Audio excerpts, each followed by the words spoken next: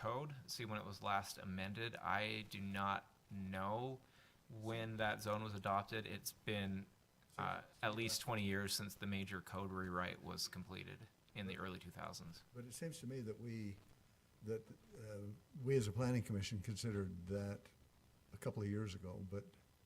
Oh, so we did a bunch of rezoning last year. Right, to put those into what we considered to be the corridor that was, where the two access roads from the freeway came into Springville. Right. Yeah, that was last year. Yeah, so we changed zone or amended the zone map for a number of parcels that were previously zoned highway commercial and rezoned them to regional commercial. This property was not part of that. This property has been zoned regional commercial since the major zoning overhaul 20 years ago. Okay. One of the reasons I was asking that question is I'm going down and looking at those properties, and I don't know if this concept is going to be understandable by everybody, but if you took a map of Springville and you divided, folded that map along the line of the 1400 access road. The east and west 1400 north? Yeah. Okay. Well, anyway, if you fold that over, there's this property that we're talking about here is kind of a mirror image of the property that I think is now being developed for High Electric, isn't that? Correct. So in other words, what I'm saying is that this property has a buffer of the, what are they called? Regional commercial? No, I'm talking about it has a buffer of the area that is in between the freeway and 1750 West? Yeah. Undeveloped, or that's the regional commercial area. Right. But what I'm saying is that there's a buffer there from 1400 over to their property that has all of the trailer houses and so on and so forth in there. Oh, now we're talking about the subject property to the north? Yeah. Yes. And then if you look at the property to the south, there's Flying J in there, which is kind of a buffer property. And then there's the section with High Electric. Now, what I was kind of wondering is why we didn't include that High Electric property, which certainly has a lot more potential for commercial, and yet I don't think highway. I don't know what else is going in there. I think there's like 6 sites or something. There's I believe 6 buildings. The simple reason is because that applicant had already submitted an application. That's what I was about to ask. We would have, if not. In other words, if you look at it, That's a very astute observation. Yes, it looks like that. If we'd had the opportunity, I guess if they didn't already, the applicant Correct. didn't already have those in there, we should have probably put that in the regional commercial as well. And we would have. Because I don't think High Electric is going to give us any revenue. We don't know who the tenants are. They might. Yeah. They may not. But High Electric is a commercial. But they're not the tenant. That's just the company of the person that's doing the development. I see. Okay. The contractors. Great. Yeah, he's the guy who's developing the park is the owner of High Electric. I see. Oh. So yes, the applicant has noted that the site they're currently talking about rezoning is to the east of 1750 West, just like that Spring Creek Industrial is or High Electric site is to the east of 1750 West. But just like to the south of that, we rezoned the whole property over to 1650 West to the railroad tracks. We would have picked that up if not for that vested application. Yeah, but the application had already been made. Correct. Okay. Thank you.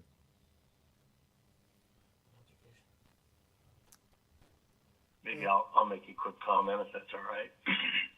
I'm going back to the question that was asked earlier about when the council made this decision to, stop such changes and stick with RC until the purpose was to stick with RC until the general plan was finished, and then we can look at it from a strategic perspective and determine if there are any pieces of property that would be better suited to be switched to something else, in this case, highway commercial.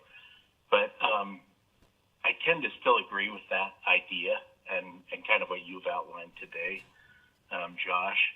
I think if we just jump in and say, okay, we've got to change it so we can accommodate certain things, at the risk of accommodating things that we don't want to accommodate, and that's why the city council made the decision, I would prefer we leave it alone until, I love the fact that the general plan will be ready very soon. Leave it alone. Then when we can look at the general plan from a strategic high level, then we can make a more informed and a more effective decision. So for me, that would be my recommendation tonight, to wait for the general plan and then look at it strategically from there. I think it'd be good to also just hang on for just a minute and hear the applicant and talk more about those kinds of ideas in just a minute. But good ideas, or it's good to hear all ideas, yeah. All right, thanks so much. Thank you. The applicant, would you like to speak?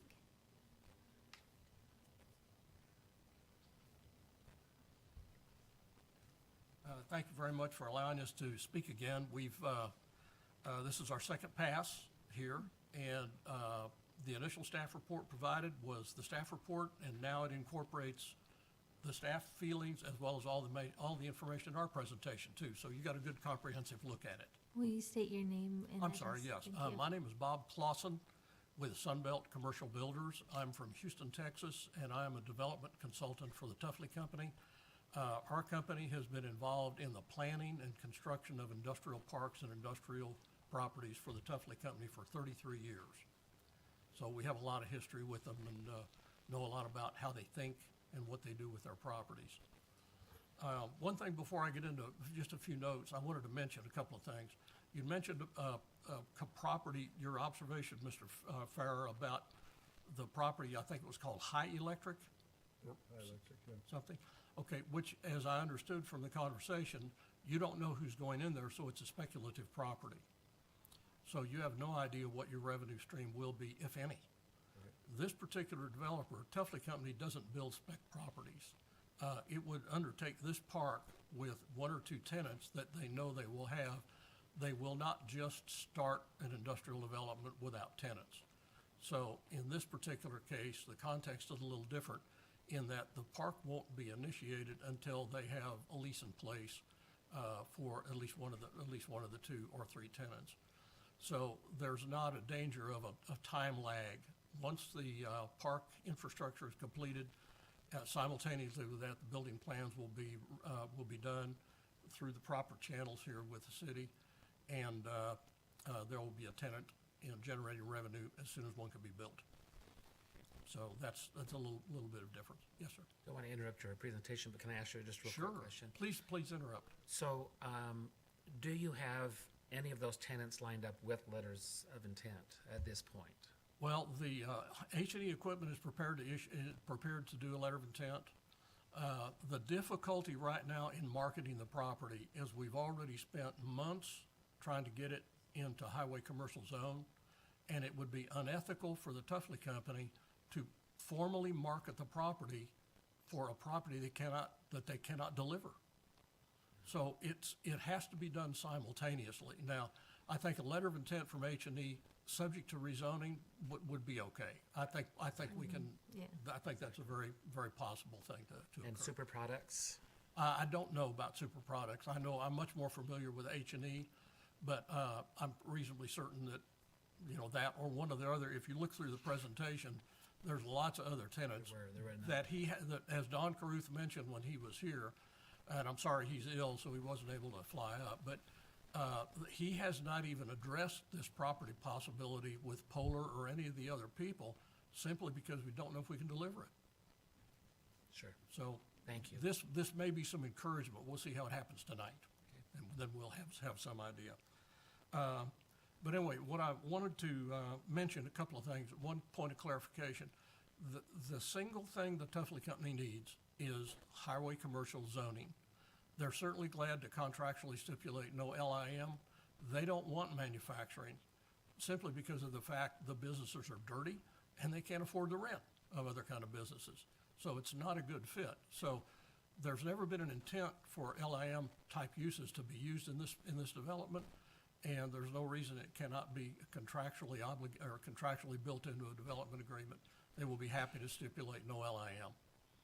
Basically, highway commercial zone, as it's written, all those permitted uses with the exclusion of LIM. And that will work. Would warehousing still be needed? Yes. And because you never know, I'll give you an example. A plumbing supply company, one of the Ferguson divisions or someone like that, they basically are a warehouse operation. They sell out of the warehouse, but the preponderance of the space in the building is warehouse. Not rental or repair or refurbishment or assembly or repair. It's basically predominantly a warehouse. That type of an operation would be a distribution type warehouse. So yes, that would be a necessity. And Ferguson and similar companies like that are located in several of the Tuffley properties throughout the U.S. The other thing I wanted to mention is that, like I said, the Tuffley company is once they enter into that highway commercial agreement, they're not going to come back and ask for anything conditional or any amendment to that. They don't have a reason, because they don't borrow money, they don't have any reason to speed the process of getting specific tenants in that park. So once it can get started, then they're able to market it. Once we know that it's zoned, they can market it. And they have a lot of other companies that are interested in coming to this area of Utah. What I'd like to do is turn the presentation over to Greg Hunt, who's done a lot of the economic research and the property research for us in the area, and let him continue. Okay. Thank you. My name's Greg Hunt. I'm part of the ownership group. I've worked with Don Caruth on evaluating the site and different things. This morning we had a discussion concerning H&E. H&E has been aggressively looking for a site in Utah County for over 3 years.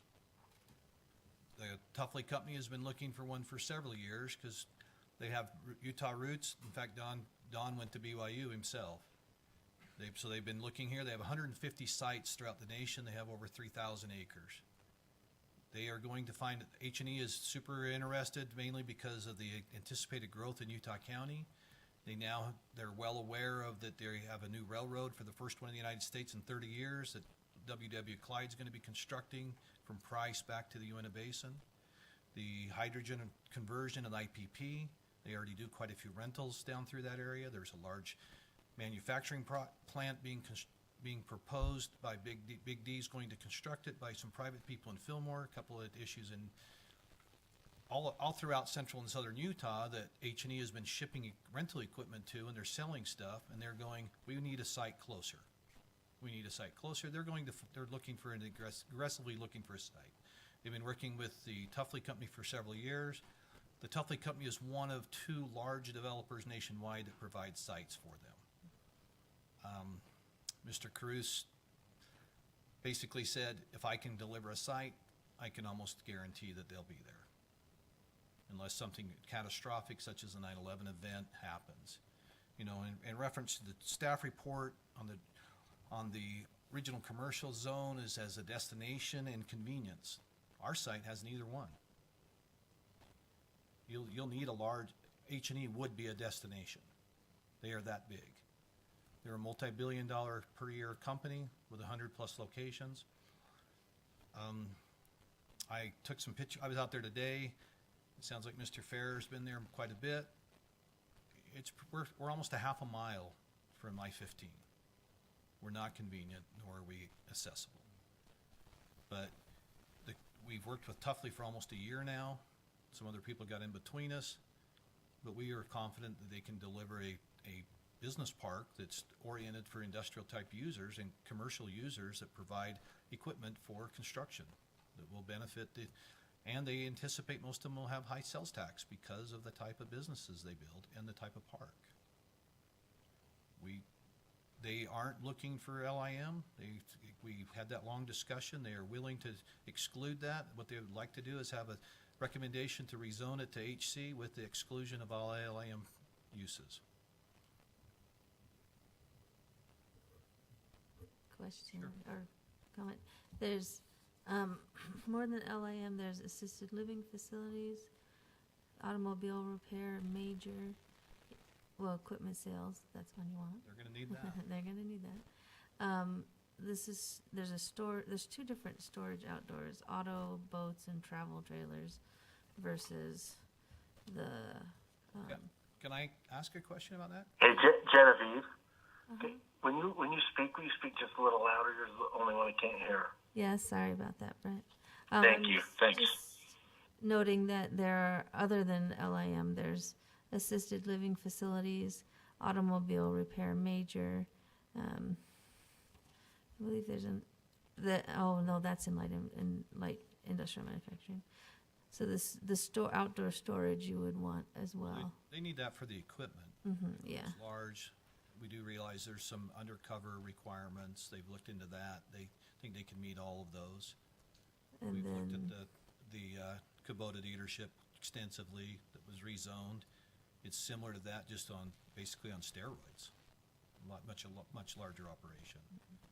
and then both the warehouse storage and distribution and wholesale trade and warehousing you would want to keep as well? Well, the problem on some of those is like the unidentified tenant is a large electrical supply house. So you would need those. They would need to be able to do that. They would be selling those wholesale and retail and supplying contractors and that type of stuff. If you go through their tenant lists, a lot of those are like HVAC companies and service companies. They need the ability to store their supplies, sell them, deliver them. So it's kind of a gray area there, but it's not, what they don't anticipate is a warehouse where all they're doing is shipping. Because none of those type of companies fit that situation. It's more, they need supplies, inventory available at the moment.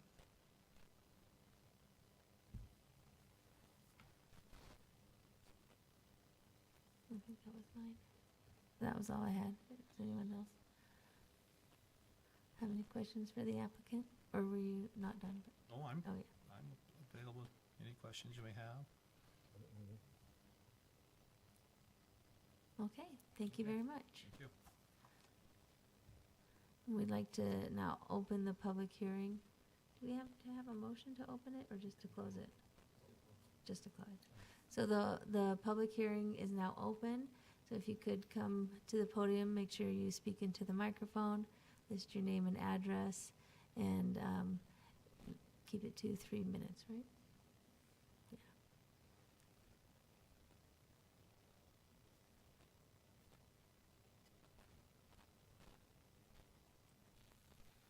Seeing no interest or at least no one coming forward, that I just move that we close the public hearing. And I'll second. All in favor to close the public hearing? Aye. Aye. Aye. And now would be the time for planning commission discussion. Brett, if you wanted to kind of talk more about your thoughts. Sorry about that. I'm still getting used to this No, it's program. Yeah, and I still, even after hearing the discussion here and the presentation were great and the comments were great, I just go back to strategy. And if our strategy was last year when the city council made the decision they did, I think we stick with that strategy, especially when the general plan is coming out in a very short time, and then we can have conversations after that.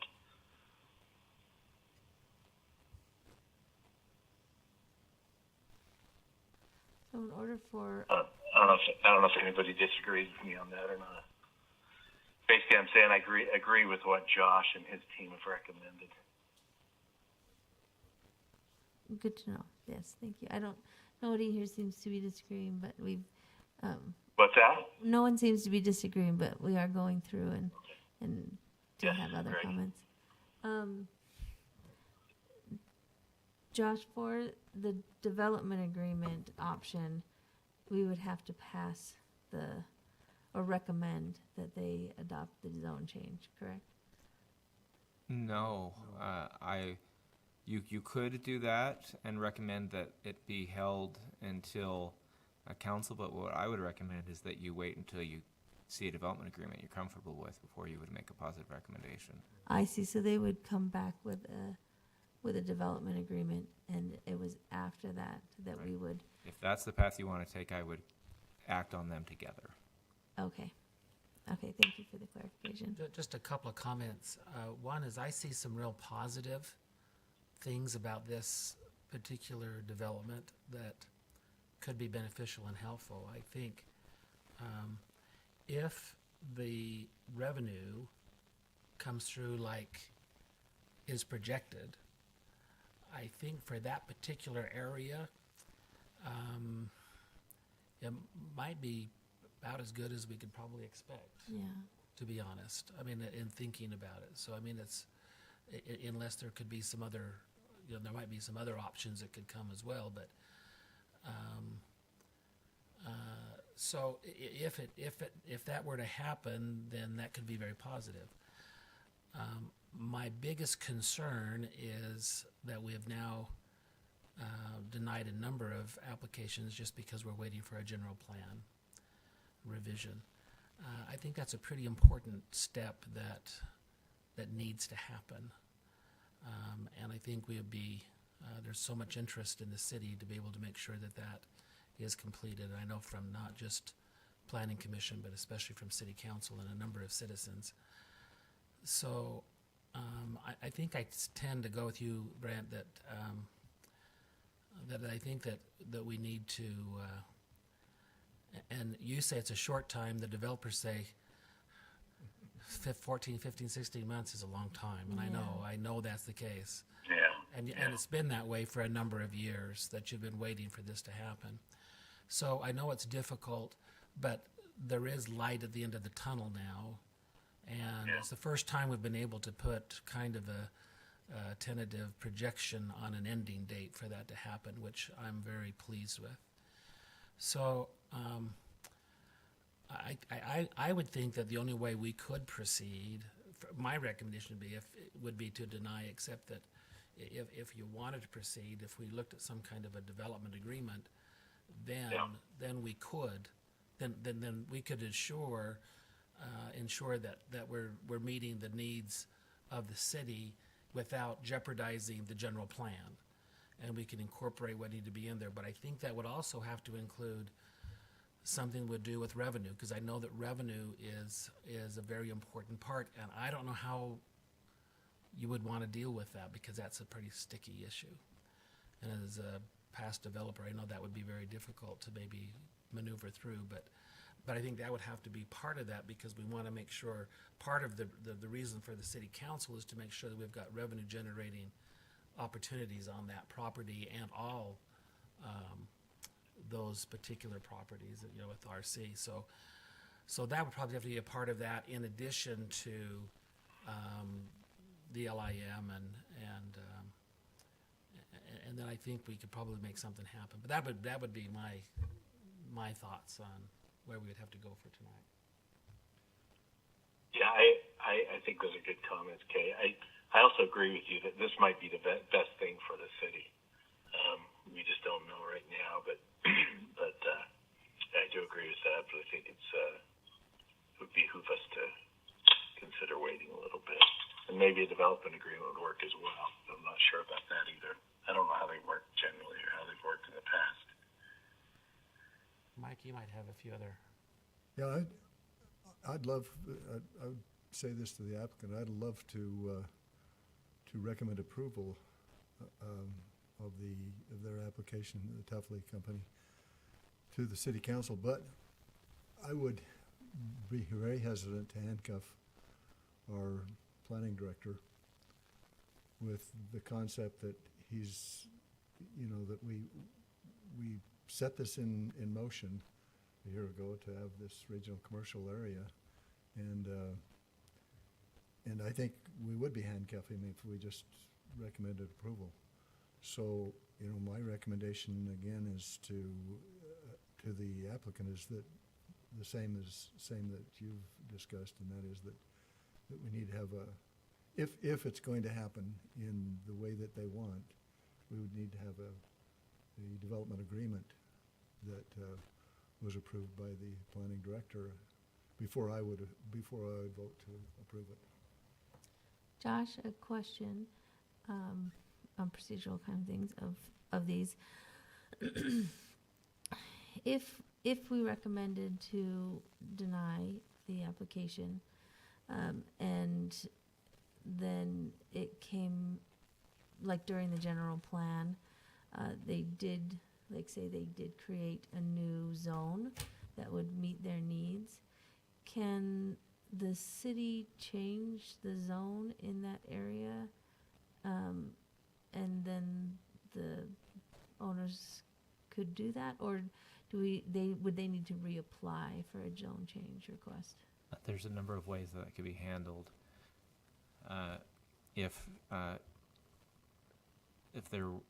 the current applicant was still interested in the property at a point where there was a zone that could fit and they wanted to apply for that zone, I think it would be reasonable simply to let them amend their current application. But you have more options than to deny. I didn't list it out well in the presentation, but if there was an interest to undertake a development agreement or do something else to continue consideration, then you could continue the item just as you did at the previous hearing. But in the future, the city could proactively change the zone to implement the general plan, which is typically what I would recommend, that once we've made our policy decision, we get our regulatory ducks in a row behind it. Or the applicant can at any time make an application. Unless the application goes to city council and is denied, then they have to wait a specified period of time before they can reapply for the same zone change on the same property. But if the general plan changed in that time, would that be considered enough of a reason to allow them to reapply? Well, A significant change? Right, it may be. I don't anticipate that if we're talking about getting through the general plan, that the year timeframe would be the limiting factor there in terms of reapplying. But that's also a strategic decision that applicant would need to make depending on the outcome of this decision today, whether they would continue to city council. With all of the previous applicants we've had on this property, the only reason we've continued to hear it as often as we have is because none of those were actually continued on to council. The applicant requested in each of those cases either the applicant was a proposed tenant or developer and they withdrew, or the owners requested that we not forward those negative recommendations to council. I see. And so if they don't have it go forward to city council and then reapply later, is it another fee to reapply? Yeah? It most likely would be, yes. Okay. Well, okay, so if I understand, really, I'm looking at it, there might be a couple of options. One is, if we recommend a denial, then they would have to reapply. If we tabled it based upon, or moved it, I don't know, how do we say that? Was he tabled? Continued. If we continued it based upon a development agreement, they wouldn't have to reapply. No, because you're continuing it for additional information or process on the current application. And then they could make a decision at that point whether they wanted to continue on with a development agreement or not. And But another issue here is that if we deny, they still have the opportunity to come up with a development agreement, don't they, that might... Sure, they could go to council and proffer a development agreement to council, and council would have the discretion to either send the item back to planning commission for review, or as it's their purview to either accept your recommendation, make a different recommendation, or alter the proposal altogether. They could either take the action unilaterally, or they could refer it back to you. But yes, the next step after either after a recommendation to approve or deny would be to forward the application to the city council, and then the applicant is welcome to make any additional proffers they want to as they approach the council, or to not have their application forwarded to the council. So not forwarding it to the council allows them to reapply within the year, Correct. but they do have to pay the fee to reapply. Right. If they got a recommendation from the planning commission and then said we don't want to send the item to council, to us, that essentially constitutes terminating the application. So they're stopping the process. It may be a little bit arbitrary, and it's something that may require more discussion or consideration offline, but that's my quick top of mind analysis of how that would probably go. I can make a stab at a motion if we're ready for that. Oh, last question. The other option to continue would be until the general plan is complete, but that would be quite some time. We're not able to continue something that long. Not seeing any legal counsel yeah. here, I don't know what the limits to your ability to continue an item are. I know that the applicant has a right under the state law to get a decision. So if you continued it beyond what they are comfortable with, they would come back just like they did with this meeting and said, hey, we want to be back on the agenda and get our decision. But you could make a number of directions or directives to the applicant or staff in a motion to continue, including all the conditions or elements you'd like to see in a development agreement, a time frame, a date certain which you'd like it to come back, or triggers by which you would like to have it returned to the commission and not continue it to a date certain. So all of those things are available to you in making a motion. Okay.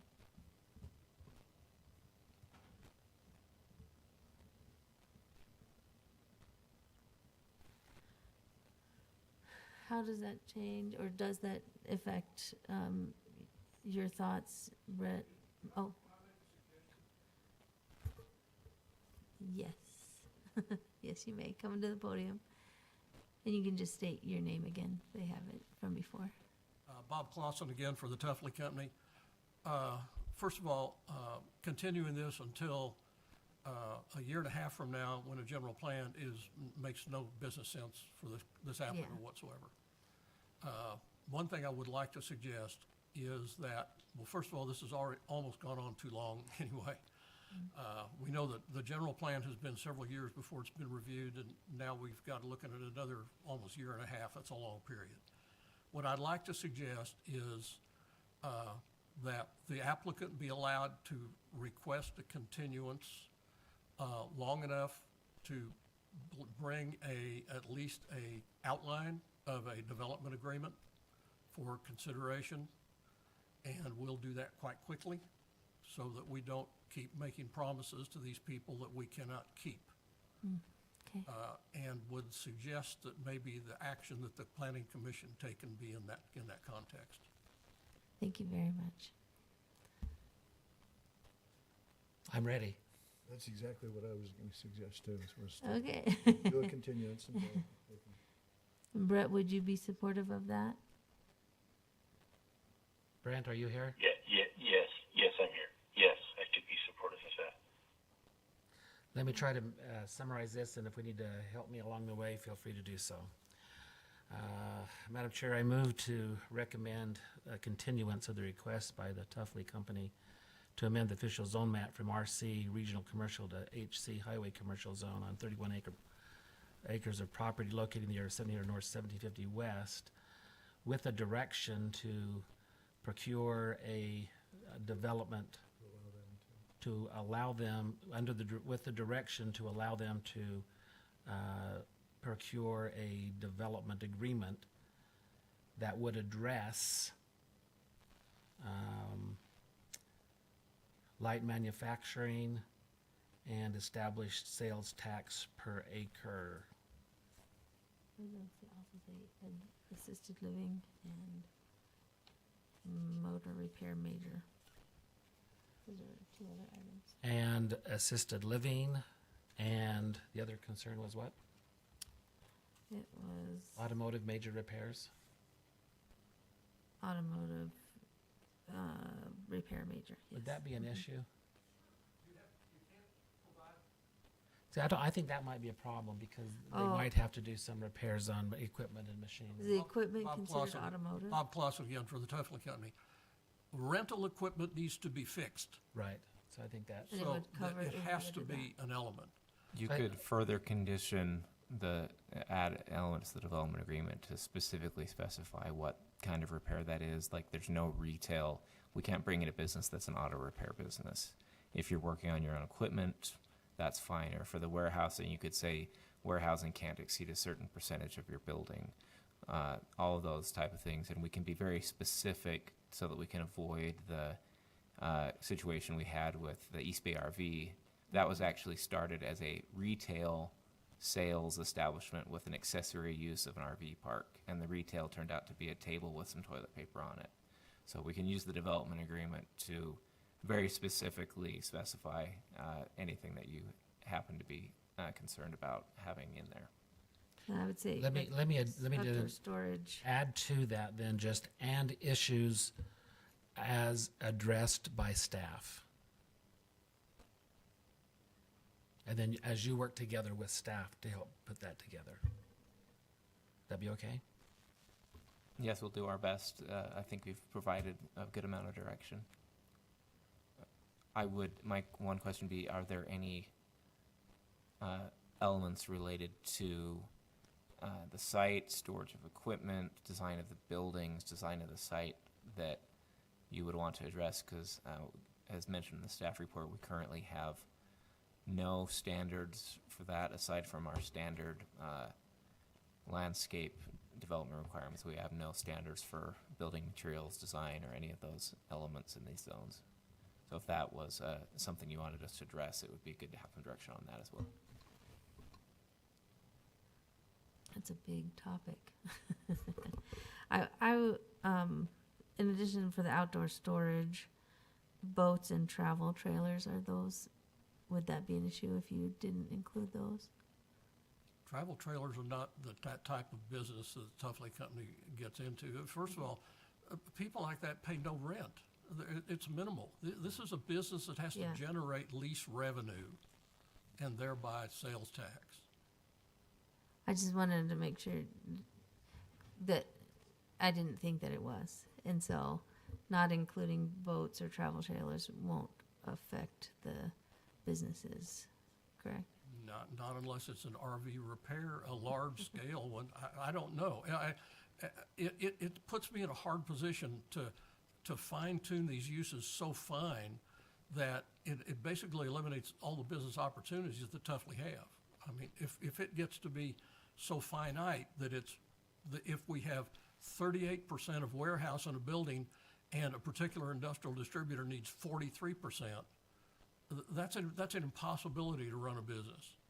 My suggestion would be for you to go ahead and make your recommendations, provide them in a general sense to where you're satisfied with it and staff is satisfied with it, and then let us make them an offer, so to speak, and say this is what we can do, and we'll try and do that, and maybe hit 1 or 2 planning commission cycles and get this over with in a month. Either we're in or we're out. We just can't continue to make promises to these tenants that we just can't keep. We understand that totally. Yeah. So let's just go back with everything that I stated earlier that would be in, which would include the LIM and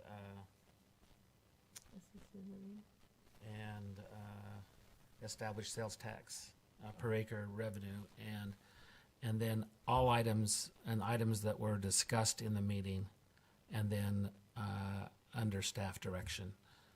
And be done. That would be my motion. So we have a motion? Seconded. So we have a motion and a second. All in favor? Aye. Aye.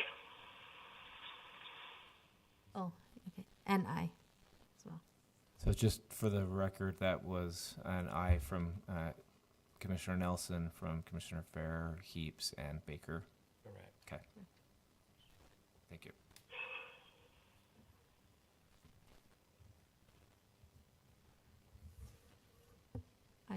I need to go wash my hand, and do I need to have like a official recess? Call for, just say we're gonna take a short break. We're gonna take a short break. I just got my medication all over my hand.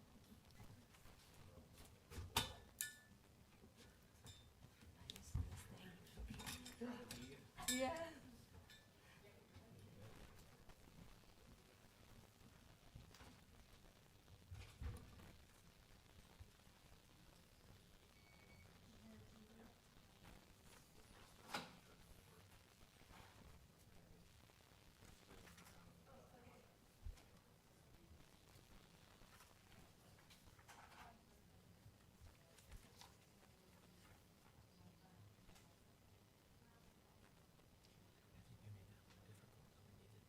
Yeah, I think so. I think all we need to do is recommend that we table it or postpone it to give them an opportunity to present a development agreement. And he wants to put it on the stuff right now. It's gonna take, he doesn't take it. In the planning session. Let them decide, but they know what our concerns are.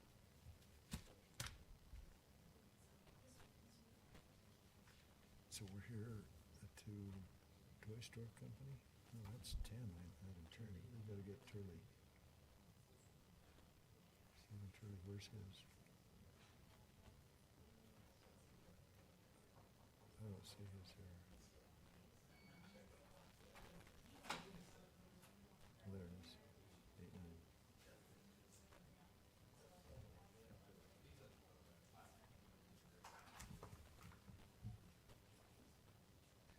I think in all fairness to the company, if we just denied it, And recommended them to come back with a development and they agreement. could still go to the planning, to the city council. Yeah. But they need to know what our recommendation is, and I think our recommendation is the only thing that there's no issues with the development agreement, or they've got none. Yeah, that's not Just gonna happen. outright. Yeah. You know, to me, it's the only option. Yeah. I just made, I'm sorry I botched, I didn't make the motion very good, but Oh, you did just fine. it was enough to, You left it open enough. except when we get all the specifics down to it.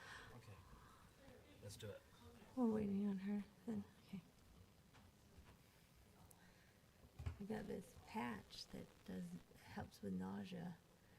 And it's like a dermal thing, it's like a little sticker on there, but apparently, well, they were like, it's medicines on both sides, so. Okay. Yeah. But they just said if I get it on my hand, like if I accidentally touched it, I needed to wash my hand right away. But you're not nauseous or anything right now. No, it's doing its job.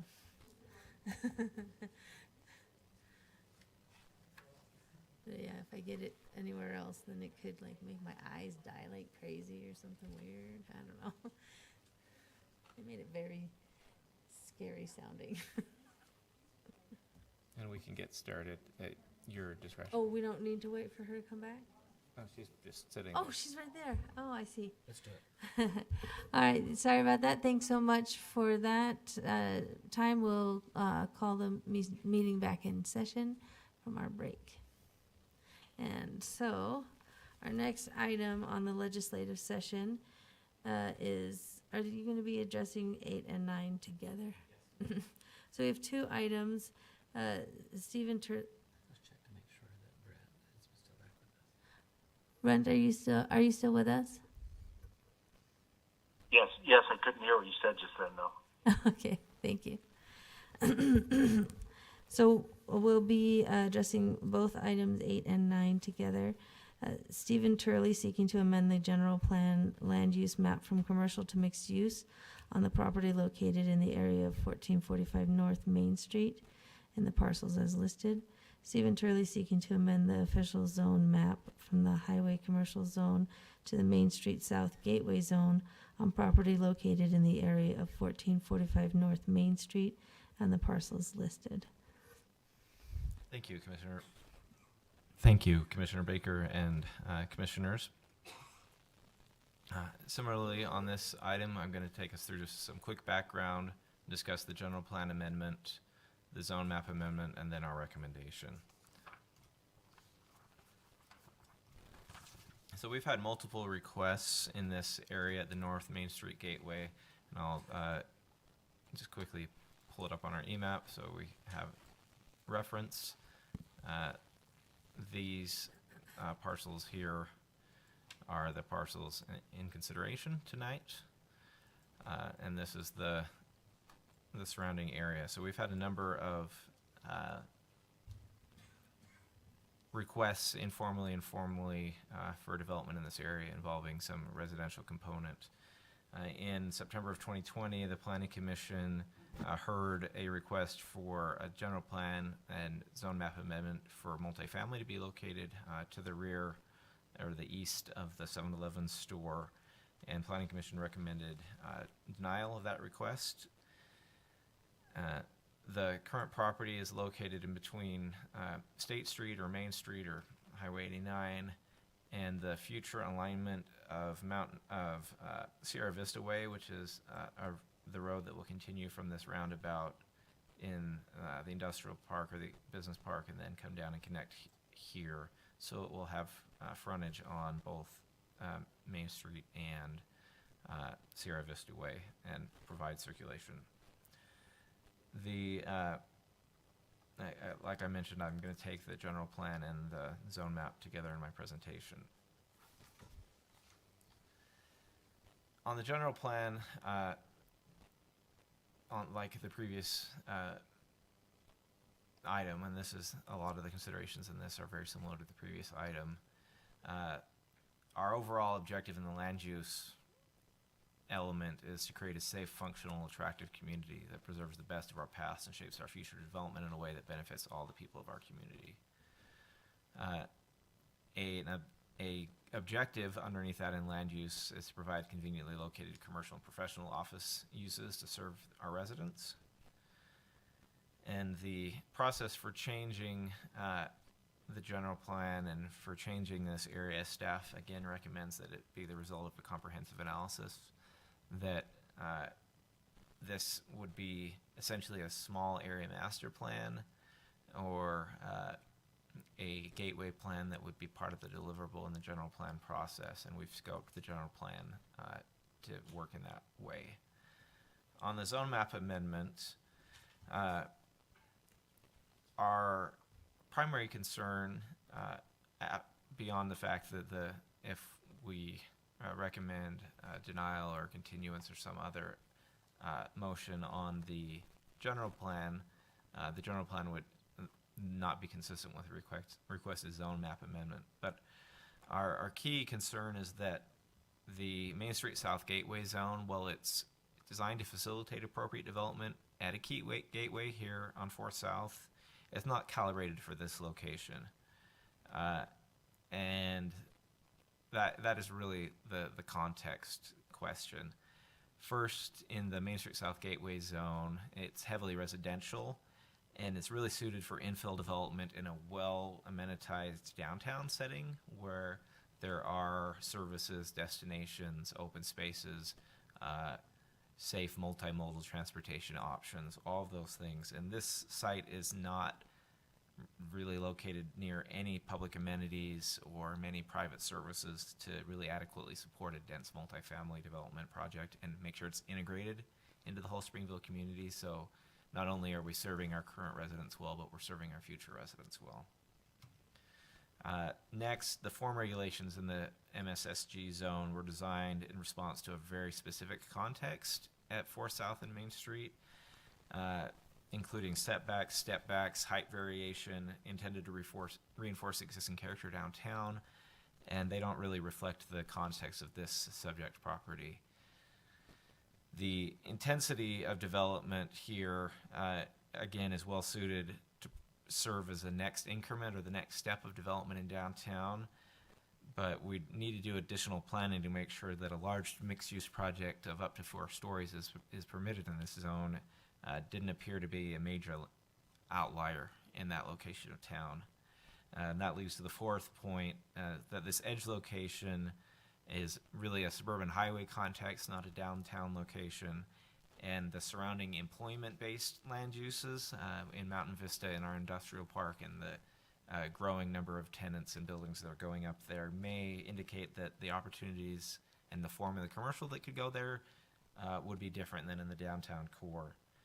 Well, staff agrees that residential use is most likely a real key component of the future for this area, and that this subject piece may be one of the best suited in the area for that, with its configuration, its generally flat topography, and its good access.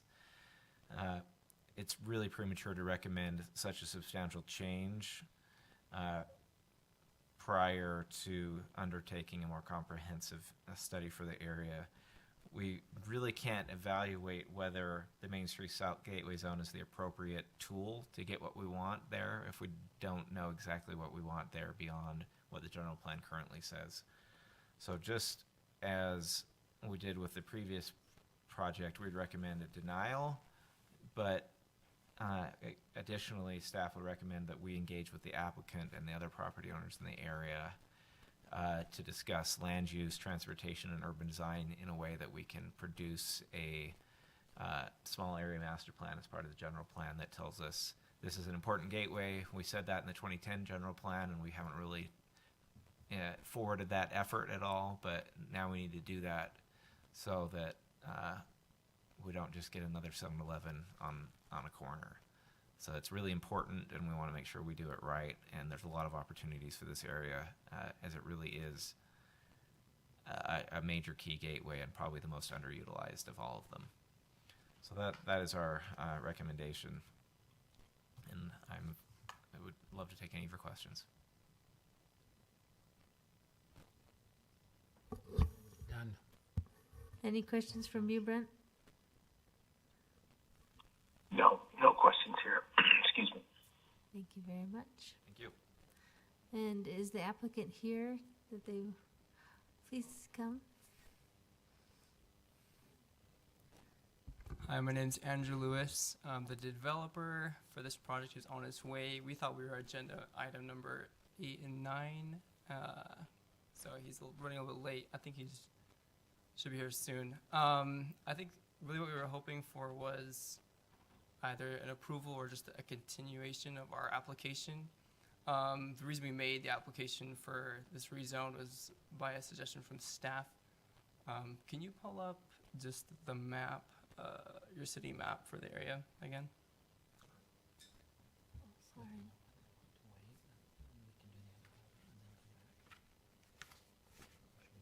Oh, I think we could, you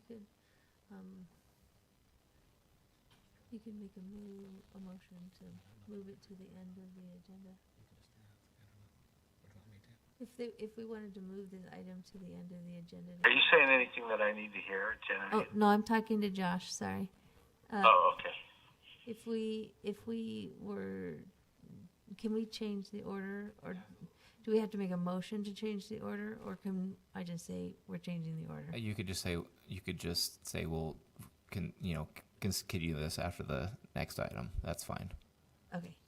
Everyone's here that needs to know. We'll continue this after we discuss item 10, so that you have time to get here. Thank you.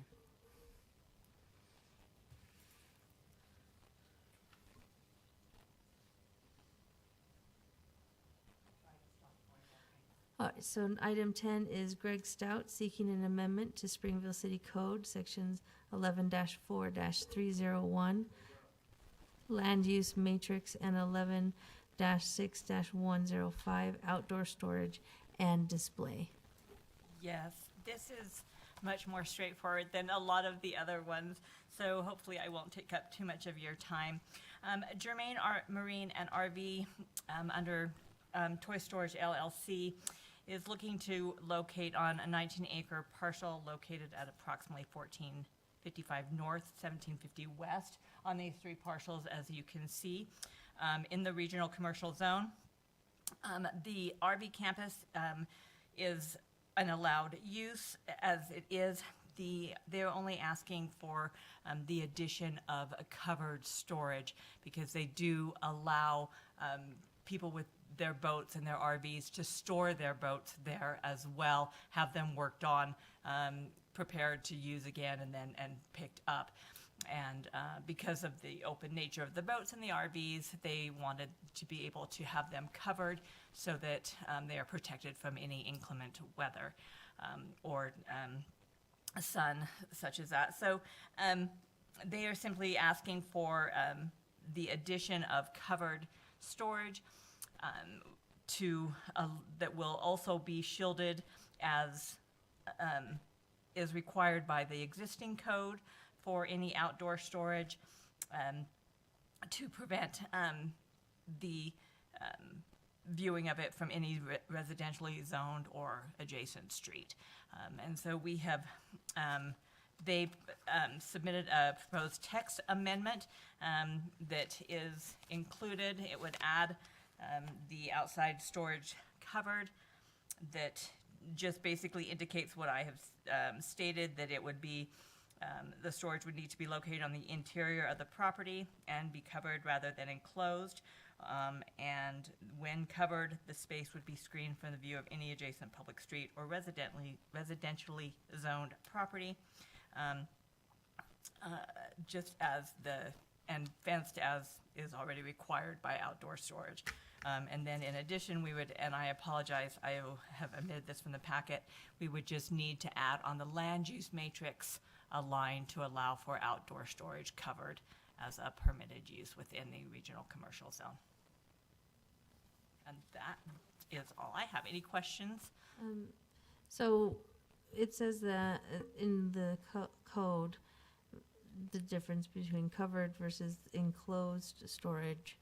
And so this would be either or This would, is there yes, any so kind of this would limit? allow for the storage to be covered without having to be, enclosed within a building, but simply covered and then shielded from view. So it would allow for just that distinction. Okay, Yeah, thank 'cause you. currently we don't permit any outdoor storage in the regional commercial zone, and the applicant had a desire for an intermediate possibility, so we're adding that use into the regional commercial, that you can do outdoor storage as long as it's covered and shielded. But they still can't do outdoor enclosed. They can do it, well, enclosed storage is Is permitted. in- It's okay. permitted, yes. But like if They can't just do had- outdoor uncovered storage.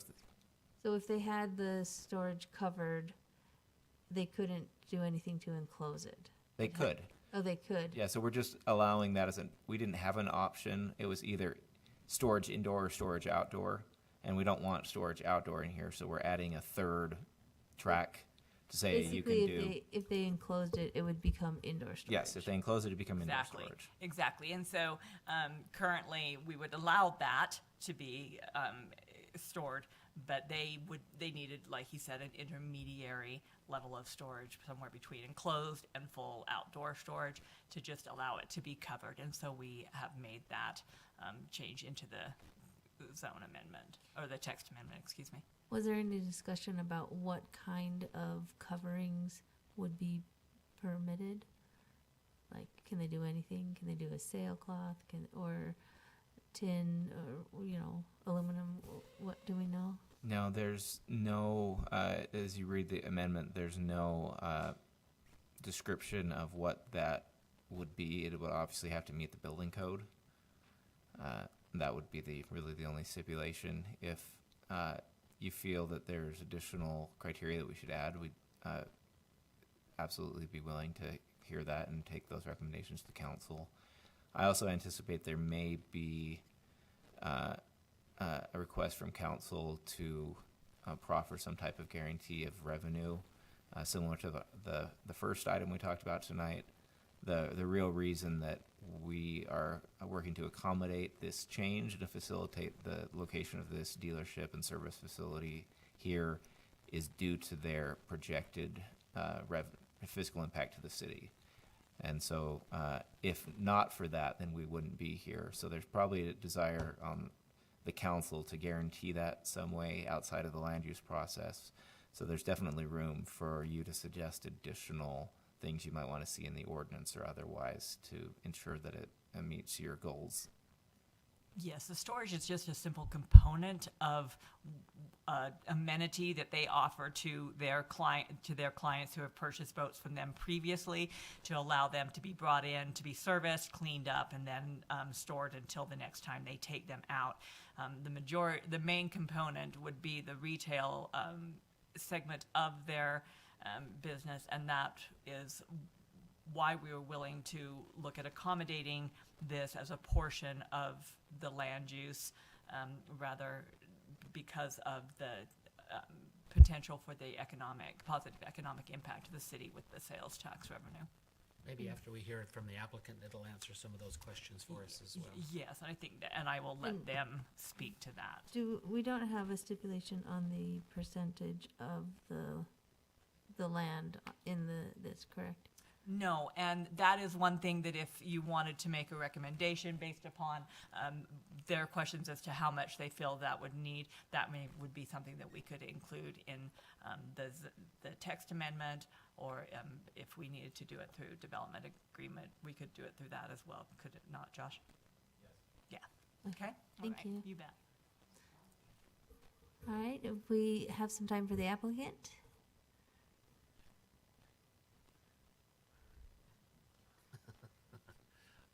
No arguments now.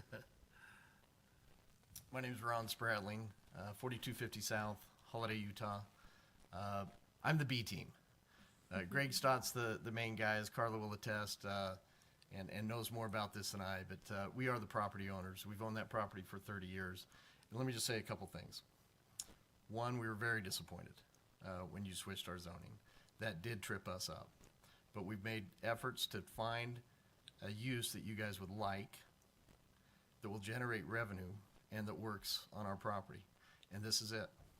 And this is it. And this is the one thing we need from you tonight, is just your blessing, along with staff's, which staff has given, to allow us to do this with covered storage. So it would be covered, no open, but covered, and then also enclosed. So they build I believe you got a package. I do. And Okay. sorry, we did not send the PDF version out, but let me provide. Oh, I see. Well, she's showing that to you. Carla's been amazing, phenomenal. Josh has been phenomenal. Oh, Carla. Troy's been great. We love working with your staff, and the staff felt this was the best way to approach this. So that's what we've got there. But what you're holding there, is that the latest, greatest version, Greg? Germain Marine has been in business 50 years. This is not a fly-by-night company. They have 6 stores currently, and you're putting up another 3. So this is not a fly-by-night company. They know what they're doing. They do RVs as well, and this could be an amazing thing. What I believe is happening in this industry, and what they've convinced me is happening in this industry, is you now have an ecosystem. People do not want to go to the store and buy a boat and then service it somewhere else and then park it in a third place. You know, you want one-stop shopping. You want to take your boat to service, have them service it, and then store it for you. All one thing. You want them to clean it, you want them to detail it, and you just want to go pick it up and go to the lake and then drop it back off. So this ecosystem, I believe, is the future. I believe this is what you'll see everybody doing. They don't want to keep running their place around from the retailer to storage to service and what have you. It's all going to be one-stop shopping. And Germain Marine has figured this out. And I think it's going to be a phenomenal, phenomenal product. Now, I'm going to say something that Josh may not appreciate. If I were them, I wouldn't give you any guarantees on revenue. I would just say, we will show you what we've done on our other 6 stores. But I'm a banker by trade, and I believe we're going into a recession. And so I would be very hesitant if I were them to give you some. I think Greg's prepared to give you something. But I would just, if I was them, I'd say, look, we will do our best to make, $30, $40 million in sales every year, like we've done in our other stores. But bar a recession, I don't think they're going to do 30, 40 million during bad times. These RVs and boats are, discretionary in every sense of the word. So I would think a year from now, when we start opening, I'm hoping this great country's back on track fiscally and financially and work-wise, but maybe I'm the pessimist here. But we do appreciate you. We've owned this property for 30 years. This is the best thing we have, and would ask for your blessing tonight on that. Thank you. Couple questions. We see from the outside that some of those pictures, is the covering basically similar to the facade of to the building material used on the regular buildings? It could be. Or is What it- they're going to do is they're going to build a huge fence all around the whole property, so people can't come in and steal the stuff. So you probably won't even see it, to be honest with you. Because the idea is, of course, the way it's written, it will say that you won't see it, right? Because they're going to be covered, but they have to be obscured from view of the roads. Correct. So they're going to do two things. They're going to build what, on their other sites, they call you call it a toy barn? They're going to build one big building that's a toy barn that will in-house, fully enclosed, some of the, some people's product. I assume in part of that, they're going to have the part that some of the process items that are being worked on, coming in and out, waiting for parts or what have you. But then they will also offer two other things. They'll offer covered storage, and they'll also offer individual storage, and you'll see that in the packet too. So they'll have the different ways that people can, and it's a different price point, for each one. So they'll have different ways that the customer can procure and make sure their asset. And by the way, these assets are expensive, and they're getting more expensive. These assets will be safe with a big wall, totally secured, gated entry, and a marine and RV place that knows how to handle this equipment, repair it, clean it, and make it ready for your next outing. Of course, the request tonight is for you to change the language to include this covering. Correct. Without have to be enclosed, but to obscure from the roadway. So those were his questions. What material would you be looking? Great question. That's what we're asking for. Go ahead. I think if you'll reference page 6, in the top left corner is our 4 boats. It has a panel that looks like this. Yeah, we were there. Should be your page 6. That's Were we what it already was. there? Yeah. That's this one? Yeah, and in the top right corner, you see this permission to. approach Yes. the bench. This one? That's Yep. the same page. Yes. You approach the bench?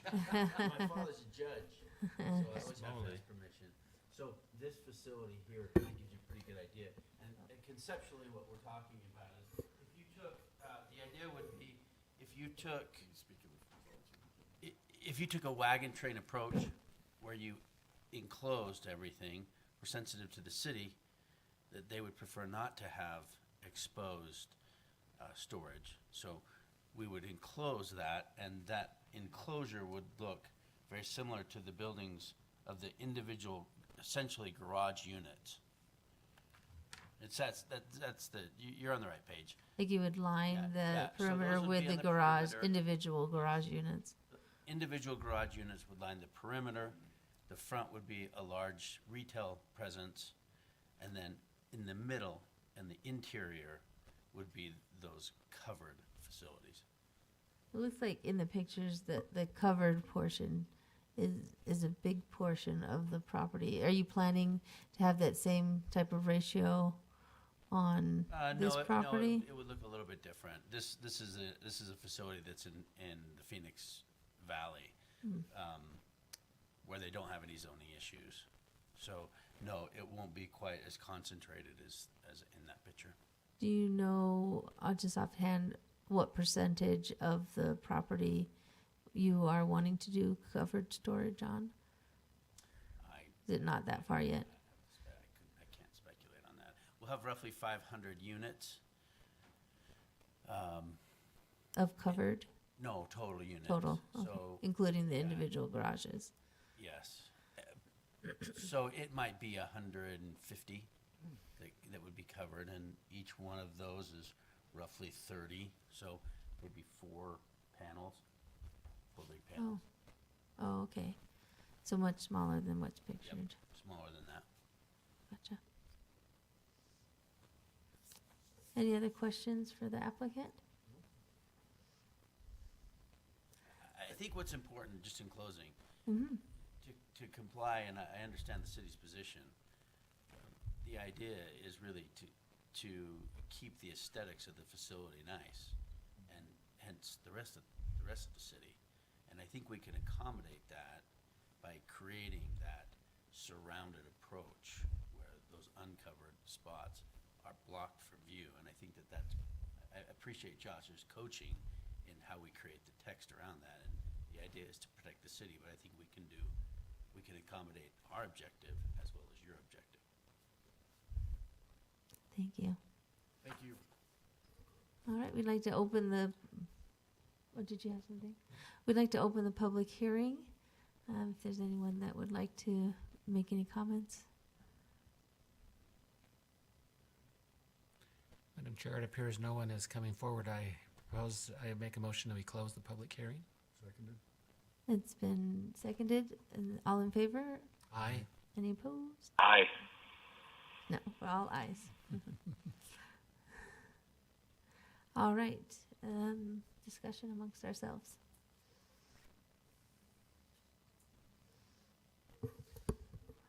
I don't see much of a problem. I think this will be okay. Do you think that any materials or anything like that we should recommend to City Council? It's got to meet building code, and I think as long as we're meeting the building codes, we should be pretty well covered, I would think.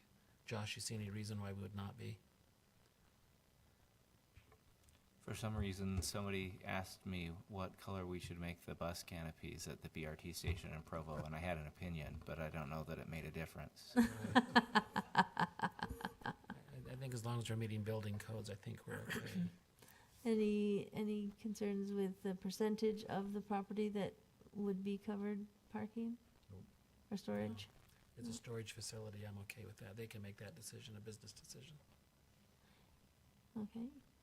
I'll move to recommend approval of the request by Toy Storage, LLC Toy Storage, LLC Germain Marina and RV, Inc. to amend the Title 11, Chapter 6, Section 105 Outdoor Storage and Display, and Title 11, Chapter 7, Section 301 Land Use Matrix to include screened covered storage outdoor. I second. All in favor? Aye. Aye. As well, I as well. There we go. All right. If we'll go back to items 8 and 9, where we were going to hear from the applicant.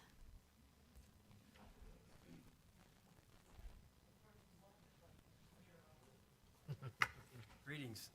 Greetings. I apologize for coming down in such a rush. So anyway, I was actually going to get a little more dressed up, but I apologize. My name's Steve Turley, and when I purchased my home in Springville here 2 decades ago, I got to tell you what, I couldn't have found a better home. Our circumstances took us away from Springville, but our purchase of this property, which used to have, oh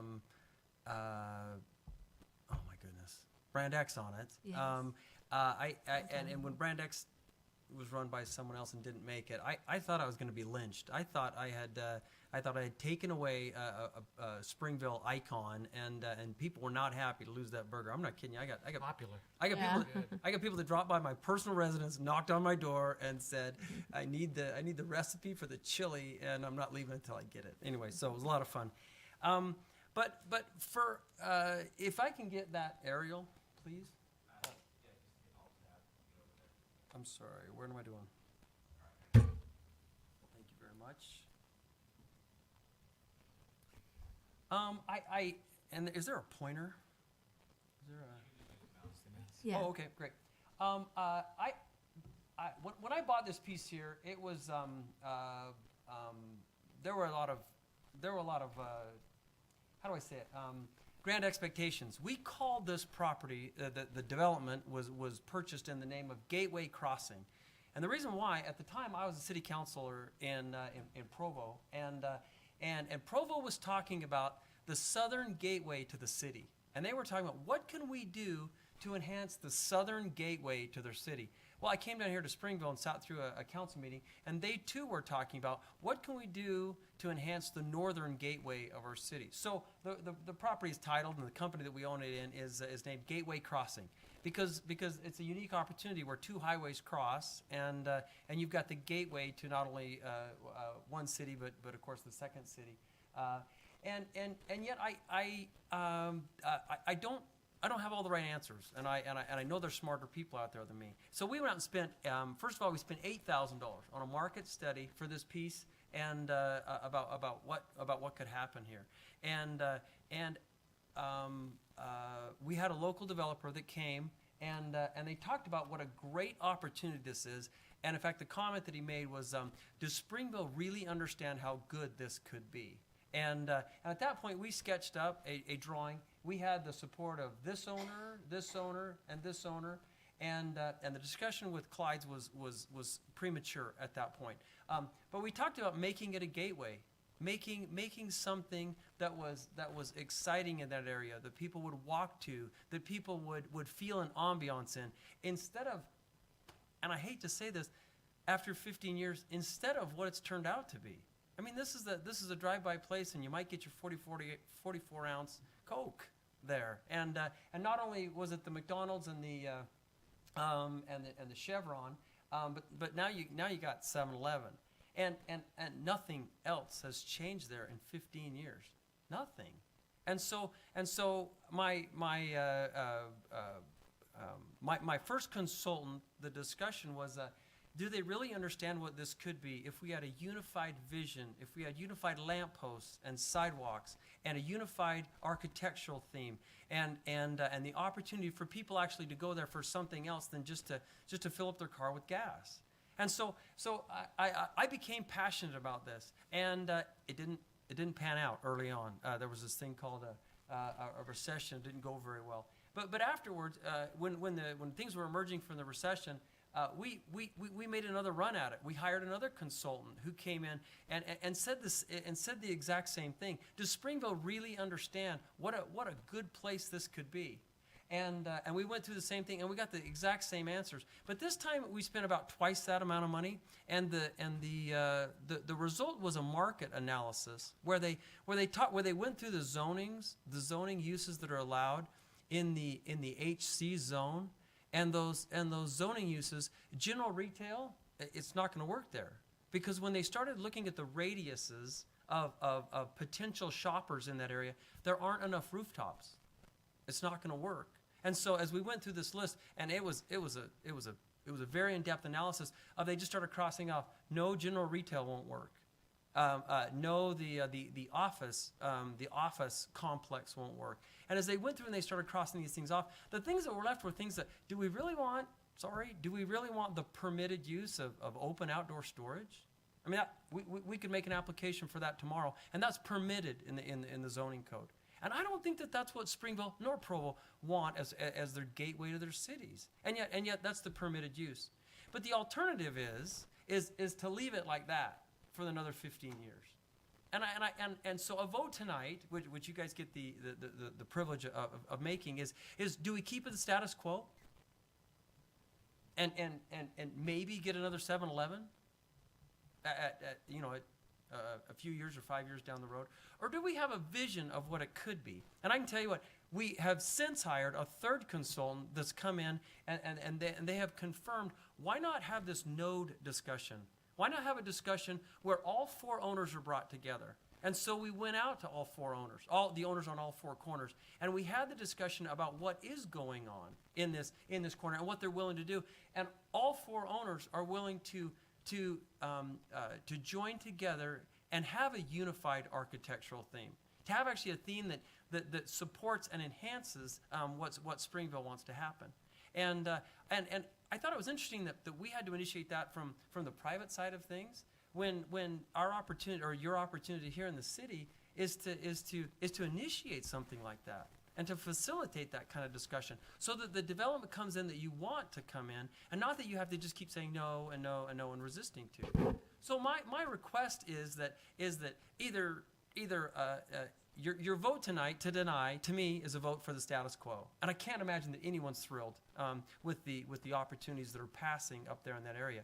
But what about an opportunity to forward this on to the city council? I don't know how you can do it. Well, why not send it on to the city council with a recommendation that we do some kind of master plan? And I'm not talking about some 3-year, someday someone's going to finish this planning thing. I can bring you those consultant reports, and you can have them in your inbox within days that discuss what your opportunities are that are viable up here. And so, if your recommend to the city council is to think about this, to work it over, to allow for you guys to set the table and to have the owners come. Clyde has come. We've met with Clyde's representatives, and they're very willing to come to the table and do development on the southwest corner of that. We're on the northeast, or northwest. We're welcome, or we're willing to do it, and the properties to the east, they have their own challenges, but I think together we can solve it in a manner that the people are happy with.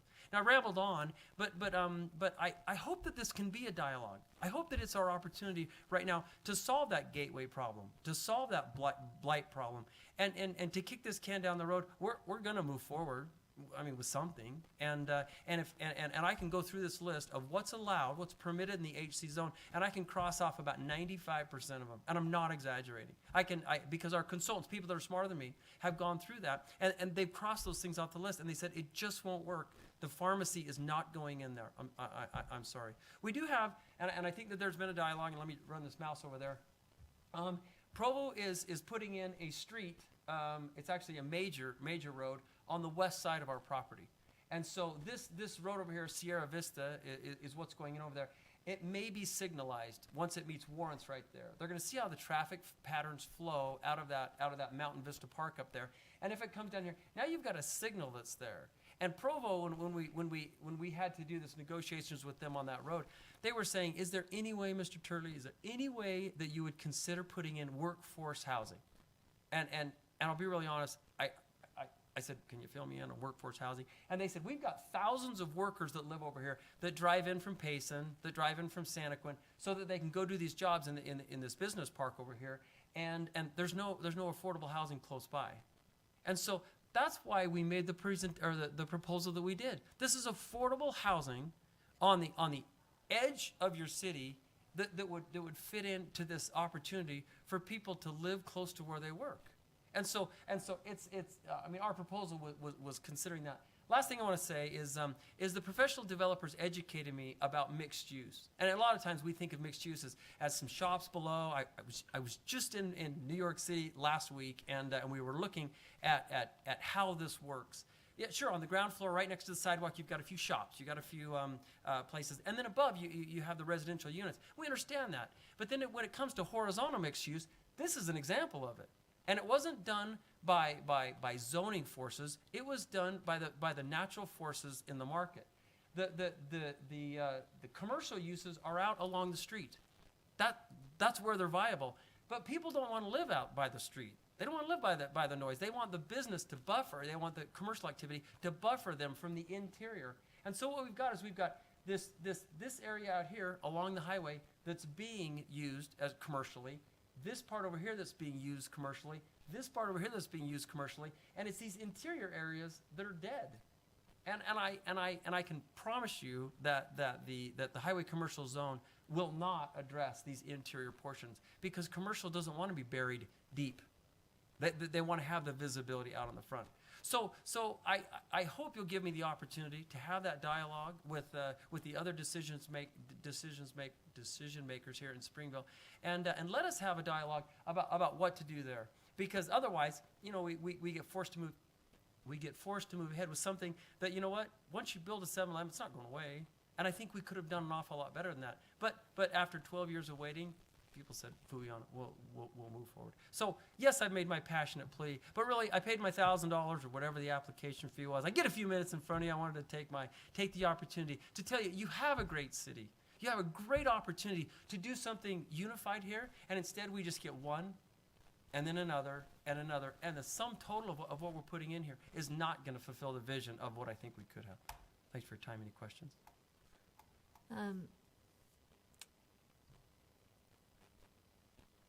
So, just thinking. If we were to continue it, so to me, that's what it seems like what you're wanting is to not have a decision be made on it entirely until you are able to come up with those design standards or with that master plan? Or are you thinking that you want it to move forward contingent upon you making a master plan? Or I would love to have dialogue. And I think that the dialogue that I hope can happen here is, and I really believe that Springville needs to be the ones that set the table. But I can't invite me to your set table. But if Springville was to sit down with you, and I know I have spoken to 3 of the 4 owners in the last 24 hours and said, would you be willing to come? And they said, we'd be thrilled to. We would really want to. And I talked to Wilford 6 weeks ago about it, and he said, absolutely invite us down. They are in dialogue mode. Set the table. Have us come. Have us talk. Have us share the realities that we see with the realities that you see, and let us work together. If you see red brick buildings like are down on 4 South, and that can happen over there. It might not be my vision, but you know what? If you were to say that would be important to you, or an architectural theme that somebody else in the city feels really important, let's do it. Let's do it. Let's have that dialogue. I don't want to bring something to you that you have to flip a coin. I want to bring something to you that you're excited about. But I would not like it to be denied, and just accept the status quo. any other questions for the applicant? Just real quickly, your mixed use idea is what kind of uses? What kind of mixed use? We wanted to put in as much commercial as would be viable, And then what? and then residential units. And those are the work units that you're talking about? Yeah, workforce housing. Workforce housing. And we're not, I mean, with all due respect to the neighborhood, it's not gonna be luxury villas. It's not going in that direction. But if you had affordable housing, and I'm not talking about some kind of subsidized housing, I'm talking about the opportunity to have housing that workforce people that are going to work every day and putting on their boots, those people can afford. That's going to be an opportunity for those people to live close to work, hopefully. Hey, I have a quick question. You keep using the word workforce housing, but you haven't really defined what that is, and I'm not smart enough to know what it is. So would that be townhomes? Would it be apartments? What would it be? These would be stacked units. And we're talking So about condominiums? yes, condominium type units. And I'm not hedging on that. I'm saying that there's different configurations that we could put in there. And if this body was to say, you know what, we really feel like somebody can have a stable life in a 1,000 square foot unit, we'll put that in. Or a 1,600 square foot, we'll put that in. Or if there was an appetite to say, you know what, if there were some studios, so young couples starting out can afford them, we would put those in too. It's a dialogue that I think is helpful. I took my daughter out shopping. She just got married for a house, and I got to tell you what, it's scary out there. This is an opportunity to provide some affordable housing.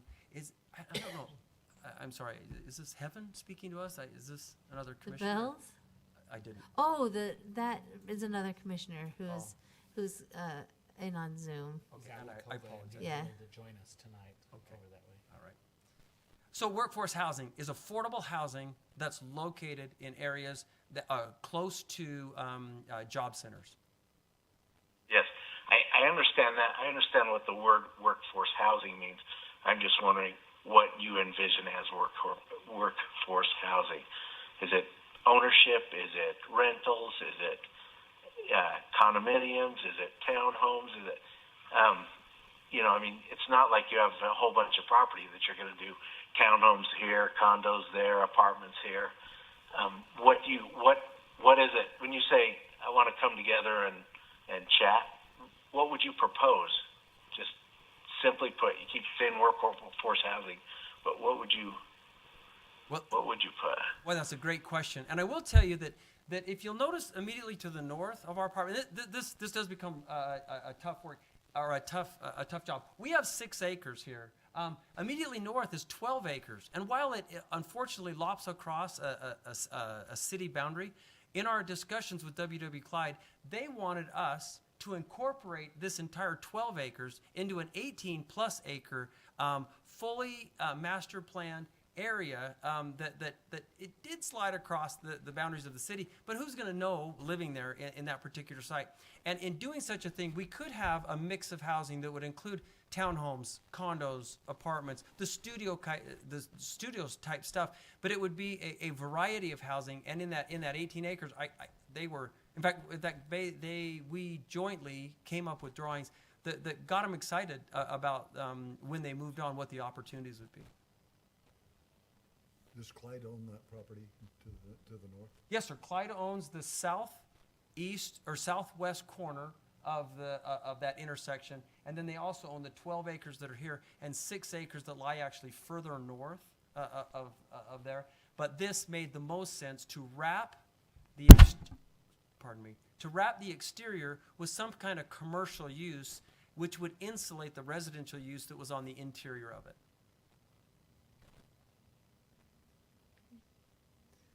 Would that be a collaboration with Utah County or with Provo? Provo. Was it Provo? It was. Okay. Thank you. Thank you very much. Thank you. Then we will open up time for a public hearing.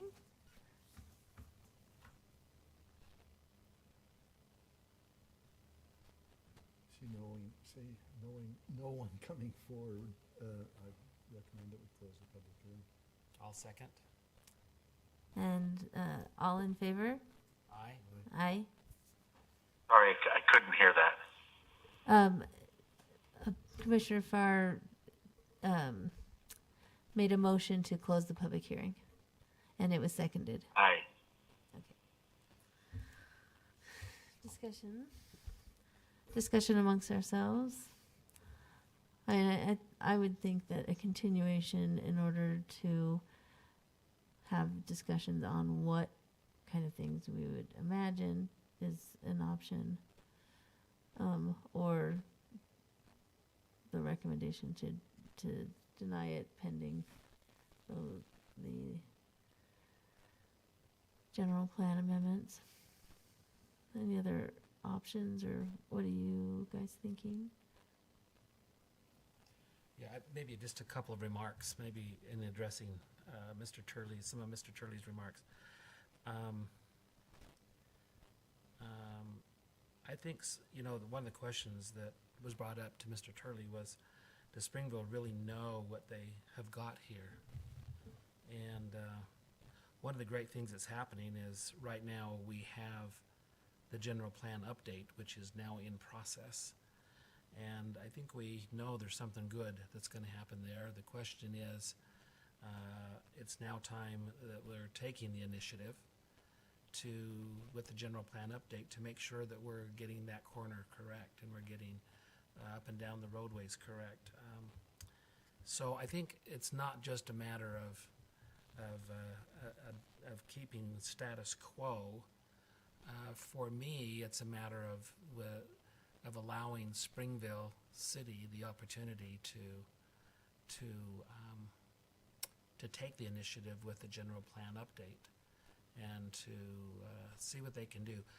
And I think we would welcome Mr. Turley, and we'd welcome you to assist with our discussions and what we're doing. And it's not going to be like a 3-year deal, because right now we're finding out. Director Yost told us earlier with one of our other applicants that he's anticipating that we would have that general plan update by fall of next year. So it's kind of a little over a year away, but it's a significant year for us. It's an initiative year. It's a take charge year. It's a planning year. It's something that's going to make a difference for the city of Springville. And that's an important part. That area right there is absolutely important for us.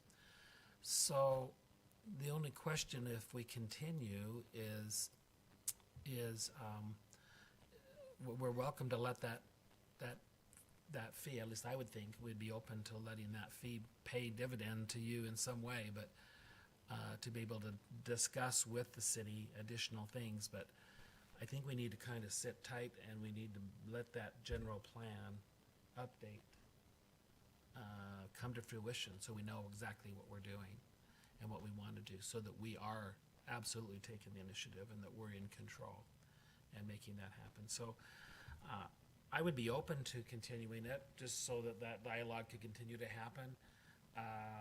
But again, it's either got to be that or a denial for me in order to do it. To move forward. Josh, what do you envision for this property and the property behind 7-Eleven? I don't know. That's the catch. There's a multitude of options, and within every economically viable option that's acceptable to us, there's a range of possibilities of what we want it to look like and who we want it to serve. And it's those questions that are really important. Like with this Main Street plan we're getting underway, in a wrap-up meeting, somebody, one of the consultant team, suggested a solution for some element of it, and the lead from the consultant team said, I want to avoid jumping to solutions right now. We're still listening and gathering and analyzing, and so I would avoid jumping to proposing my view of what a solution would be for this area.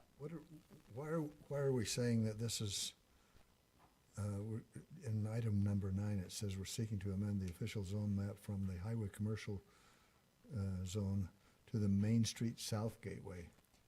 Because the applicant, why not the North Gateway? Oh, it's a zone.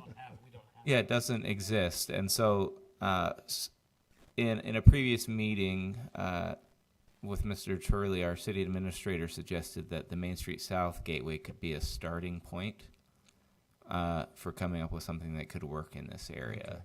Okay. I don't think we ever intended for it just to be applied as it currently is there, because like I mentioned in the staff report and the presentation, it's a highly calibrated zone. That sounds like I'm saying it's like a finely tuned machine, but it is designed specifically for where it is. It's not well suited to being picked up and put other places. I mean, it may be if we decide what we want up there is exactly the same thing we want down here, but we just need to define what it is we want and then come up with the rules to get there afterwards instead of the other way around.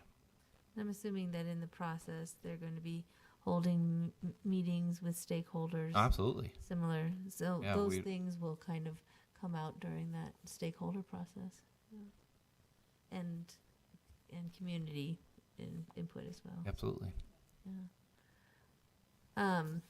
Brett, do you have any question or input? No, I really like what Kay mentioned earlier, and I could be supportive of that. Did you want to make a comment there? We had two things, so we'll open a second. Hi, I'm Elsie Powley, and I work for Clyde Companies. We're doing an initiative, Wilford and I, called Springville Rising, and so we're just doing a couple small things here and there in Springville, and I worked with Josh a lot on a couple different projects. And one thing that stands out to me from Mr. Turley's comments is when he's looking through the current zoning, right, which is all getting reworked, and he's looking at what is economically viable that I can do on my property, and how is it overlapping with what we would like to see. And, our highest tax revenue is going to be stuff like outdoor storage. It's going to be stuff like storage units. It's going to be these types of things like RV parks and trailers. And so some of those land uses are very high profit generation, but they're not aesthetically great. It's not a place. It's not a destination. So it's a really tricky thing that Josh is doing with balancing. We're trying to increase the revenue for the city, but we're also trying to keep Springville a great place to be. And from the property owner side, which I'm not the direct property owner, and I can't even say I fully represent WW Clyde because there's a lot of players in our full operation. But as we've considered, what is our site going to be in 10, 15, 20 years? The viability part of it is important. And so it's kind of concerning when Steve's going through like, okay, I can go through all of these uses, but none of these are viable. If nothing's viable, then nothing will change, which is what makes me nervous, where if we say, no, it can't be this, no, it can't be this, well, then it's going to stay that way for a long time because we're saying no to everything, which means we're also saying yes to what's currently there and not letting anything else happen. So as we go through this general plan update, I hope that that's something we can consider is like, what is economically viable? What can we do to make good things happen that will be the win-win solutions for property owners and for city? So that's all. Thank you. Thank you. Motion to close. Did we not already do that? Well, we had 2 items, so Oh, I opened one for the second item, so that Elsie could talk. motion to close public hearing. Seconded. And all in favor? Aye. Aye. Okay, so further discussion? Motions?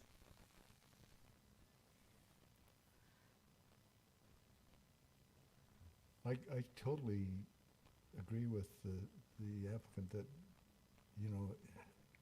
it's gonna stay the same until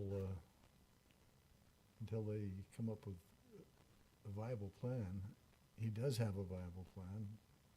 So, I'd love to see us be able to approve it, but then again, I don't wanna handcuff our city council but more importantly, Josh is the director of planning. If it's going to do that, then, I certainly feel comfortable with the denial. Hey, sorry, I missed what you said. Did you say he has a viable plan? No, I said he has a viable plan of putting in a mixed use, a residential area that's viable for his property. I don't know that it's viable for the city necessarily, but, or meets the city's needs. But I'm just saying,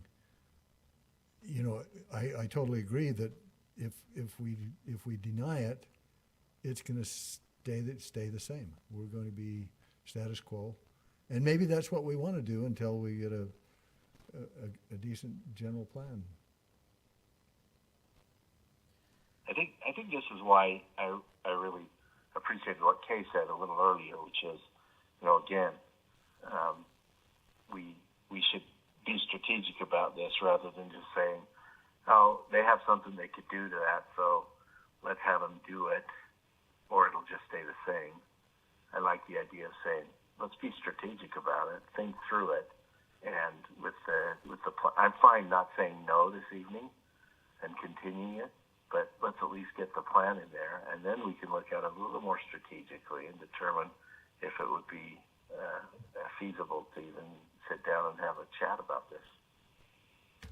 Well, just because I said I thought it was viable, it doesn't mean that I was approving it. I'm just saying, if we don't do something, it's going to stay the same, and maybe that's what we want.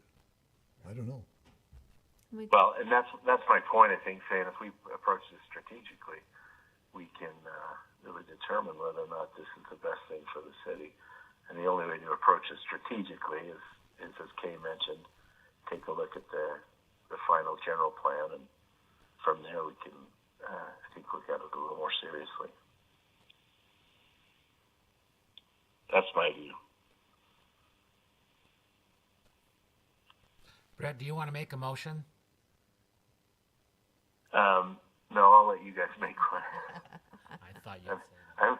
I just took my temperature and I'm running a bit of a fever here, so I'm not feeling.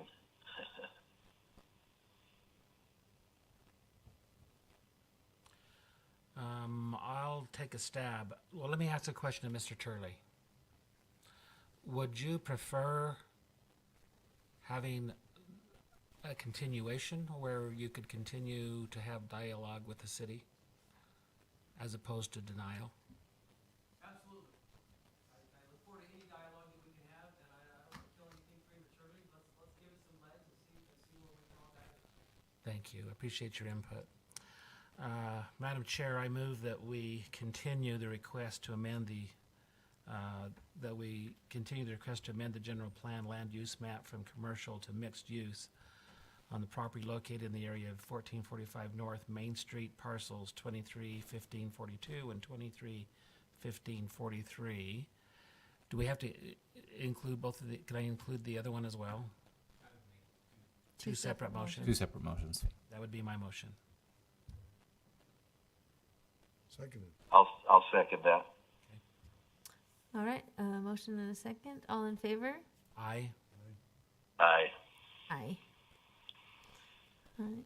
Motion for the Likewise, second. Madam Chair, I move to continue the request to amend the official zone map from HC Highway Commercial Zone to the Main Street South Gateway Zone on property located in these areas of 1445 North Main Street, parcels 231542 and 231543. Seconded. All right, we have a motion and a second. All in favor? Aye. Aye. Aye. The ayes have it.